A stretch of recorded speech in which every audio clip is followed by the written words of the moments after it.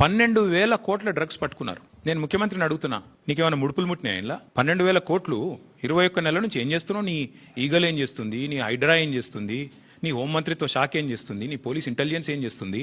ముడుపులు తీసుకోవడంలో బిజీగా ఉన్నారా? ఇలా మాట్లాడడానికి కొద్దిగా అయినా సిగ్గుండాలి. ఈ డ్రగ్స్ తయారీ సంస్థ పేరు వాగ్దేవి.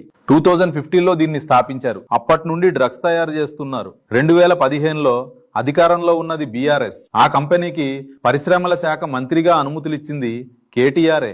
10 ఏళ్లు అధికారంలో ఉండి హైదరాబాద్ నడిబొడ్డున డ్రగ్స్ తయారు చేస్తుంటే పట్టుకోలేదు గాని ఇప్పుడు ప్రభుత్వం పట్టుకుంటే 20 నెలల నుండి ఏం చేస్తున్నారు అని బలుపు మాటలు మాట్లాడుతున్నారు. 10 ఏళ్లు పండుకున్న మీరు ఇప్పుడొచ్చి ఇలా మాట్లాడడానికి సిగ్గుండాలి. ఇంతకంటే అహంకారి ఎవరుంటారు? హైదరాబాద్ లో డ్రగ్స్ దందా పెంచి పోషించినోడు ఇతడే. ఇంగ్లీషులో 4 ముక్కలు మాట్లాడి ఆహా ఓహో అనిపించుకున్నాడే తప్ప నిజం మాత్రం ఇదే. ఇప్పటికైనా నగరాన్ని సర్వనాశనం చేసింది కేటీఆర్ అని